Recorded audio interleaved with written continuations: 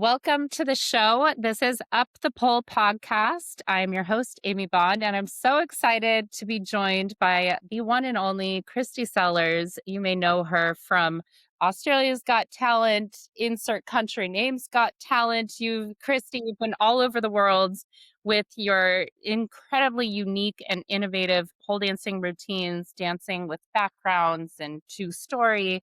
And in addition to that, also own PhysiPole, which has We 23 have locations, some 20 insane locations, yeah. 20 locations all over Australia, and most recently founded a software company aimed at pole dance studio owners called Groovio. I'm so excited to have you here and pick your brain about literally all of these things. Welcome to the show.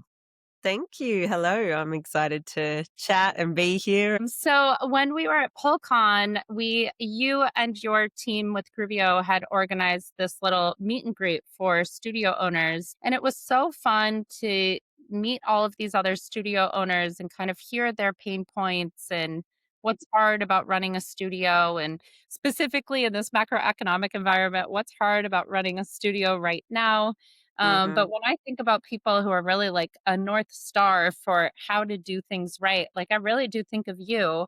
Um, and and the way that you've built your business just seems so intentional. So I'd love to just like go back in time Mhm. and learn more about, what got you started with opening a pole studio. How did you expand? What was the decision making process from going from, okay, I'm running one studio really well. How do I make this bigger? Yeah. Well, I appreciate that you say I'm like a North Star. I think from the outside, like, things can look like that, but it's certainly not the case. I have my own challenges and struggles, and it hasn't been like all smooth sailing, not by any stretch. Any studio owner that you see that looks like they're doing it easy, they're not. I was teaching dance actually when I started pole. So I was trained in regular dance, like all different styles, and that's kind of what led me into pole. I was good at explaining things and breaking them down to people who necessarily weren't natural at it, because that's the way with me. Like, I'm not really naturally talented at it, which might look not the case when you watch the finished product on stage. But I do have I do have strengths, but I do have to work really hard. Yeah, I started pole and I loved it, and I was like, oh my gosh, I should bring this to my hometown, which was 3 hours away from where I was living. But there was already a pole studio in Melbourne, which, by the way, has 4 million people. I could have easily opened one in Melbourne instead. Sorry, just for context Yeah. for people who may not know Australia that well, I think Sydney and Melbourne are like the two like big cities in Australia. And I've had coffee with the owner of Sydney Pole, Hmm. and I was like, how many studios do you have in Sydney? Thinking it would be something like five. And he was like, there are 38 pole dance studios in Sydney. And I didn't Yeah. believe him. I went and looked it up. And there are, in fact, 38 pole dance studios in Sydney, Australia. It's just the amount of pole studios that a city could hold is actually quite Hmm. Yeah, well, there's where I am currently, there's 3 here and there's only 100,000 people. So, yeah. Anyway, I rang up my old karate instructor and asked if I could hire the dojo on the weekends to run pole dancing classes, and he said yes. So I purchased with the last, like, my savings of the money that I had, basically everything.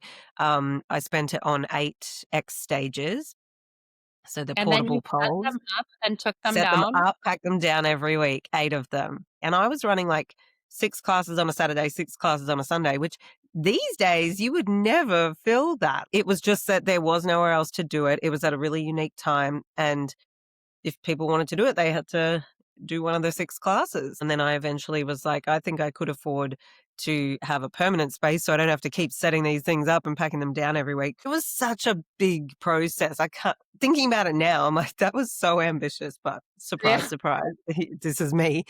Um, Really good. It's also just a really good indicator of how far pole has come. People who have started pole like post COVID, I think there's less understanding that like this is how it used to be for everyone. It was like yes, one woman who set up 8 poles. 3 hours from my house. So I was traveling every week. Oh my god. So I got a permanent space and I moved into there and it grew. Then someone mentioned like, "Oh, you should open one in Ballarat." So I looked into it and I was like, "I can actually get a building." Now it's only an hour from my house and I could do like a little triangle. But then the Ballarat one started getting really busy. And then so quickly I was like, I need to move to Ballarat. So I moved here and the studio really took off. And I had other people helping with the Warrnambool studio, which was the original one. However, I didn't have any processes or anything in place. So it wasn't working very well. And they were kind of teaching whatever they wanted and people weren't happy. So I actually closed that one down. So that the Ballarat one became like the full-time thing. And then what happened from there was people who were either teaching for me or a student, and they were like, "Hey, I want to open one in my town." So this is how it grew. Then those studios would have instructors that then wanted to open their own, and it just kept growing really quickly, and here we are at 20.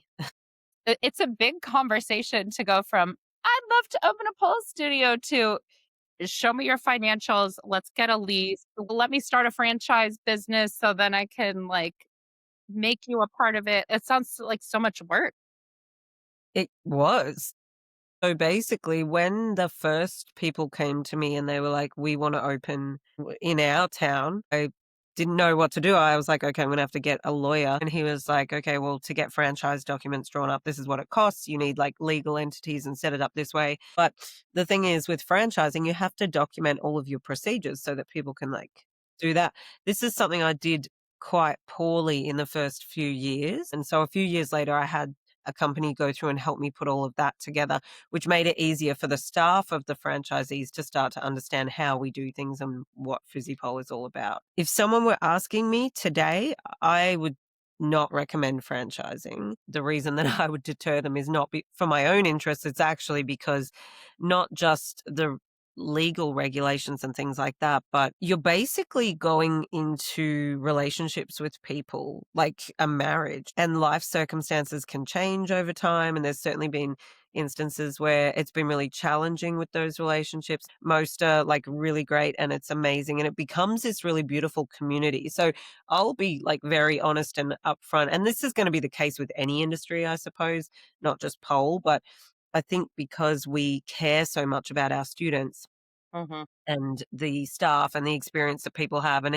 it's not just a business to us. Like we genuinely want to see them get that trick. We want to see them climb to the top of the pole. We want to see them like achieve all these things. So it's personal and it's emotional, mhm, which makes it difficult as well because when you have to mix in real business with all mhm. these legal documents, it gets hard. So Yeah. yeah.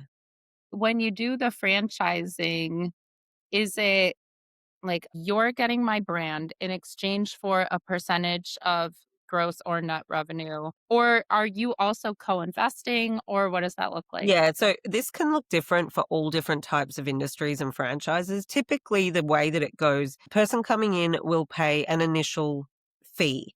That could be anywhere from, 10,000 to 500,000 depending on if it's McDonald's or if it whatever it might be. And that is basically to have everything, like all of the brand, all of the understandings, all the systems, the know-how, the way that we do things and all of that kind of thing. Basically to use the trademark, to use the brand and to run as part of that network.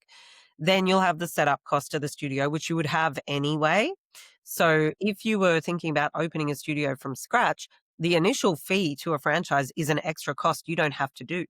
Like, you should very much think about, is it better if I just do it on my own, or is it of value to join a network? And that's gonna be different for every single person. So once you do your initial fee and your setup, then you'll have an ongoing percentage, can range anywhere from 8 to 15%. And then you'll have a marketing fee, which could be a percentage or it could just be a flat rate. Could be like $40 a week or something like that. Like the HQ marketing person or like the cult Yeah, it's creative. websites, it's, asset generation, it's content, it's management of all of that, and yeah, just a mix of things there. So But then I marketing. also this really high value, addition, which is access to you and your knowledge and the like mistakes you made along the way of Yeah. Oh, yeah, the yeah. you The know? reason that you go into a franchise is because you wanna skip, like, Right. having to figure it out yourself. You won't necessarily pay that royalty fee if you own your studio, and you won't necessarily pay the initial fee, although you will, just in other ways. Yeah, exactly. Call them expensive mistakes. It's something that I've also been thinking a lot about lately. I have 3 studios in the Bay Area and 2 in the Portland area. And I think at this point, I'm like, I think I'm good. I love that I still can pole dance every day for my own enjoyment. I love my teams, but there have been a lot of teams that haven't worked out, and the energetic cost of that relationship is like getting in the way of it feeling good, or you realize that you love dancing together, but you don't love running a business together. Right. Oh, Yeah. whatever it is, feels like a lot of risk after getting to a place that feels really smooth. Yeah, don't change a thing. If you're in that place, do not change a thing. Just Yeah, manage your thank you. team, like, keep them motivated. The other big piece of the puzzle is that most studio owners open a studio and then they realize that they don't have any time to pole. Yeah, yeah. There's no time Yep. left for them. They lose their enjoyment of it, which makes it difficult to keep the fire going for everyone else. So everyone assumes like, "Oh, wow, what do you do all day when you've got nothing to do?" And they think that owning a studio is just like, "Oh, you just got the day free and then you come in and teach some classes and fluff around and dance around the pole." That was definitely one of the biggest cautionary tales that or, like, pieces of advice that I got when I opened my first studio was and it was kind of, like, said sarcastically by a lot of different people. "There goes your love of pole dancing, like, you'll never Yeah. pole again," and, like, I'm actually glad they said it in that way because it made me, like, Yeah. more determined to want to hold on and, Yep. I'm a little rigid about it, to be honest. Like, if one of Yeah. my students comes up and asks me a question about membership while I'm changing, I'm like, can you just email me and let's handle that like on the computer? Yep. And That's sometimes so good. a little brusque, but like this is how I can treat the containers. That's so perfect. Yeah. Sometimes when I would be training, like literally on the pole, someone would come in wanting something and I'd be like, "Oh, I'm actually just training at the moment." I do want to come back to the relationship you have with your franchisees. I was really impressed by how supportive and kind and nurturing your relationship together seems to be. When I think of a franchisee and a franchisor, it is more of like a McDonald's is telling like some guy how to run his like little Yeah. store.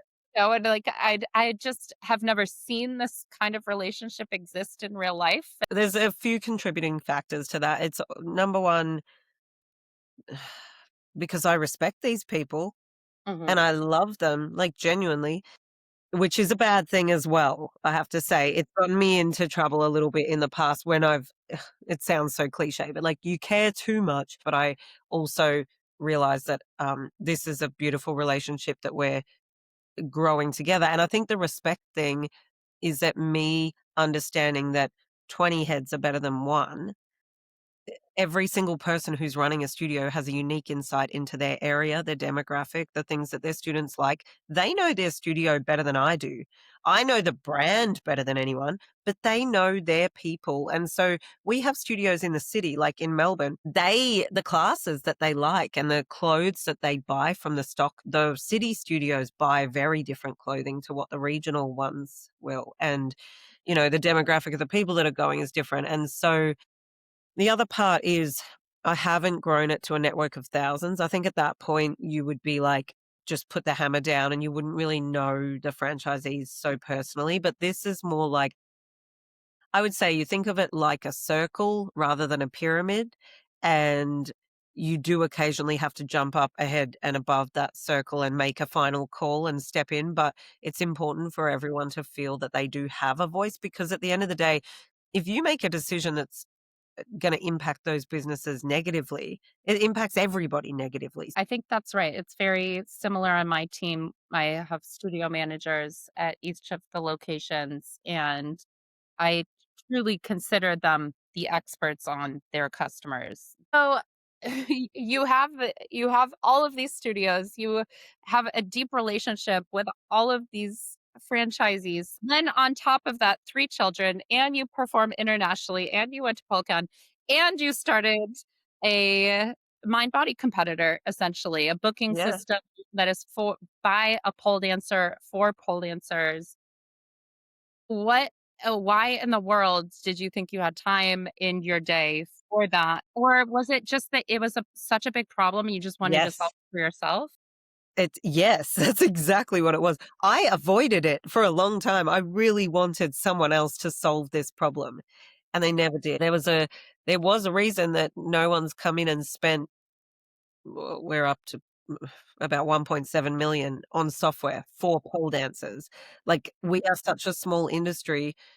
Mm, People from the outside think that our software can just be the same as everything else, like, same for Pilates, same for a gym, and they're like, "Oh, your little pole dance studio, you can use this software, like, this will do everything that you need." And it's not the case because we run totally differently to any other industry. I knew it was gonna be a massive task, but other softwares don't understand the tiny little detailed nuances that we need in our systems. Like, if you're running a series class, which would be a group of classes across a period of time, like 6-week intro series or something like that, right? If I have a capacity of 10 for that series and I get 8 people booked in and there's 2 available spots left over, what if I wanna open up those spots as a drop-in at a higher price after the first week of the series because I wanna prioritize people booking the series? All of that is completely automated in Groovio, and that's just one of the hundreds of features that we've gone into so much detail to get right because no one else ever got it right. The base, the core of it, the architecture with those other systems was not built for pole. So so as you were building the software, you already knew, okay, I'm going to use this at my studio. Every studio owner will say they hate my body, they hate their booking system. But I was honestly a little surprised as you were talking through the presentation of Groovio at Full Convention, how much resistance there was to switching. And it made me think, oh, maybe this is a harder sell than I otherwise would have thought it would be.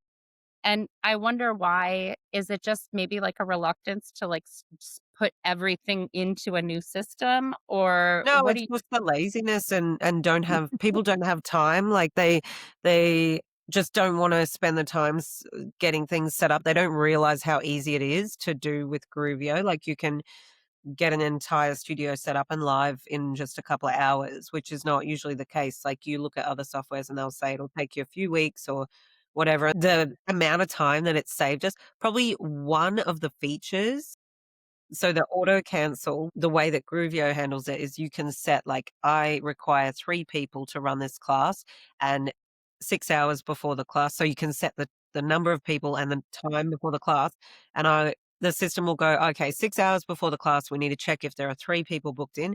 If there are not, we will cancel the class and remove it from the schedule. We'll notify all the students and the instructor and automatically give them back their credit, Oh, so it's completely hands off." That one feature saves us about 4 hours a week per studio. I, It wasn't just that either, it wasn't just the time, it was the usability, and the students hated the system, to book classes from their side of things as well. So it was not because the system was bad that we were using, it was just not the right tool for the right job. I think that's right. I think the tool needed to be built by somebody who deeply understood the pole dancing world Yeah, and the business side of pole dancing, which is you.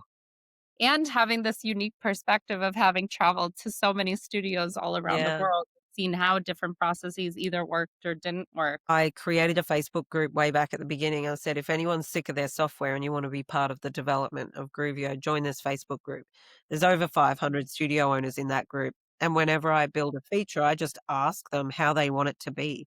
So I'm not doing what I think is the best thing from my point of view. Like, I definitely consider my opinion because I can see that there's value with my experience, but I'm mostly just listening to what everybody collectively wants. And then I just build it. So you end up essentially being the product manager, like person in between the users giving the feedback and the That developers building the software.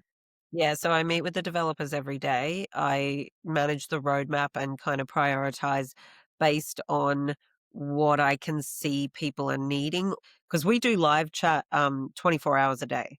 Mhm. Basically, we have the best customer service in the industry and I don't want to lose that like title. With Groovio, they love it and they rave about it and they genuinely talk about not just the product itself, but like the customer service and how good that is. And so it's important to me to maintain that reputation because, yeah, I've put so much into this. Groovio is so time consuming at the moment. And like, but we're getting there. Like it really is going to be the best booking system in the world.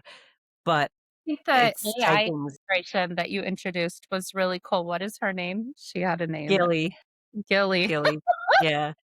So she's awesome, just takes the brain work out of, like, if you're writing a message to a student about their fees being overdue, she can just whip it into something more professional, or if you're, putting a announcement out to all of the students, she can help to construct that, or class descriptions, lesson plans, she can help with all of that. As you know, it has an entire chat functionality. So every class that you create has a group chat created for the class, and anyone who enrolls in the class is automatically added to that group chat. And they can send videos of their routines, That's photos, awesome. links, anything. The students can comment and be like, yeah, I'm coming early, I'm bringing snacks, or I've got the costumes or whatever it might be. It just pole is very much about community, and I think that this is a big piece that a lot of the other systems, if not all, have missed. Is that they're not focused on bringing the people together in the community sort of way. So Groovio is very much around that, and it's because that's how the pole industry is. I love that the way that you've built this really sounds like you've been so intentional in the community building aspect that pole really is all about. It doesn't matter what studio you go to, like the community comes first. Yeah, and it's also knowing that building Groovio from the student perspective was not just about building a platform that can take their money. That's easy. The trickier part is to build something where they want to spend time. And why would you want to spend time on an app? Well, yeah, you need to book your classes, but you also can see the announcements from the studio if they're sending them through. You've got the group chats with your classes. You can purchase any retail and merchandise directly there in one click, and then the studio will shoot a back notification saying it's ready for pickup. You walk in and pick it up, and they mark it as collected, and they can see their progress on those skills that they're working on. So if they're doing intro to pole, and the instructor has marked their back hook as in progress and they've achieved their climb and they're going to learn this, this, and this next week, they can see their own progress. That's incredible. It's almost like it's a booking system, but it's also has like a social component to it. I'm curious how you think about the digital side of polls. Since COVID, there was this acceleration of like more classes being online.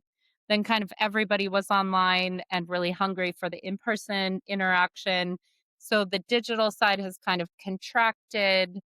But I imagine that as poll continues to grow, the online part of it will become more important or maybe not. What do you think? Really don't know, actually, the answer to that. I think you'll never beat having an instructor spot you and also the vibes in a class. You just cannot. So online will always be below a live experience. Mhm. Now, they might supplement their live class with something online. Like, I think there is space for both, and it is a really great way to reach a lot of people all over the world. Like, it's certainly expanded networks and all of that. But at the end of the day, if studios don't succeed, the whole industry will fall apart.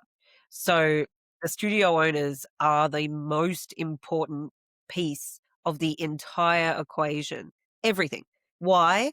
Because they're the ones that are teaching people pole. And that's what makes people fall in love with it and want to buy an outfit and want to buy shoes and want to buy grip and want to enter a competition and want to do private lessons and learn more online. I look to the left, to the right, and there's just so much burnout of studio owners who are trying to do Yeah, it all, and then eventually they just cannot do it all, and I don't know what the solution for that is, but I I agree with do. you. Yeah. So I actually do know what the solution is, but Oh. getting people to do it is a different thing. So it's basically building a mental toolkit Mhm. for the studio owner. It's all internal and it's mental. It's the same as when they say you can't pour from an empty cup.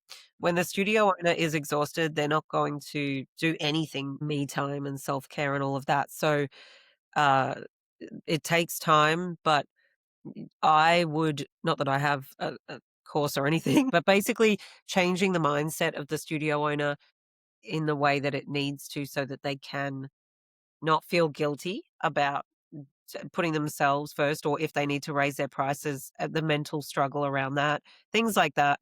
The one controversial take I have on this is I really do hate when people say, "Oh, I don't care about the money. I do it because I love it." And those are often the people who are, like, bleeding money to work really hard to make, not just $0, but, like, negative dollars, Yep. and, I think that is where I see resentment begin for a lot of people, and then why they Yeah, want to poll even if they maybe have time to poll, and then, like, the loss of the love, and I think the money is connected, like, feeling like you're being compensated for the work and the effort and the energy that you're putting into the community, but also to the business. for sure. It's a value exchange. I think you're exactly right where you say that resentment starts, because then students will just look at how many people are in the studio and times it by the amount that they pay. Highest amount that could possibly be charged for a drop it, and they're going, Yeah. "Okay, 34 times 10. And This they don't. killing it." Yeah, they and then you see people open a studio and then they're like, "What are you talking about, music license?" Right. Like, they don't realize all of the little costs that go into. I think the students also need to shift the mindset in that they should want their studio owner to be making money and be happy and be able to survive just off of the studio, because otherwise, if they're working a 9 to 5 and then they're, you know, hu hustling across town to open the studio in time for classes, and they're teaching 4 classes, getting home at 10:30, eating dinner at 11, watching 20 minutes of scrolling before they collapse and pass out for the day, and then they're back at the 9 to 5. Sustain That's not sustainable. Yeah. I think anyone would agree with that. So, yeah, a bit of education on both sides. I think Dan Rosen, you must know him, the Poll LOLs guy, has started talking about this much more openly, and it's been really refreshing to hear his takes. And then also some of the responses are on any social media post are going to be, kind of out there. But I think the more that we're talking about it, the better too. Because I think often studio owners just like, I won't talk about the money. I don't care. I just wanna love Yeah. my community. Yeah, right, and they are true. No one's opening a pole studio to make lots of money. I've had conversations with many people who, when I consult on people interested in opening a studio, who truly are like, "How can I quit my job and just do this?" And this is It's fine. yeah. I Um, mean, if you just wanted to make money, you wouldn't put a pole studio next to other investment types and be like, "Oh, right. this is the one." Yeah, Like, put it in the "This market. is the one." Yeah. Kristy, this has been so much fun talking to you. I love all of the work and energy you put out into the world. It was such a joy to meet you at Thank PolCon you. this year, but also such a pleasure to dive deep into all the different things that you're working on and continuing to build and innovate on in our industry. And so, thank you so much for coming on the show to chat. Thanks so much for having me. Yeah. Bye.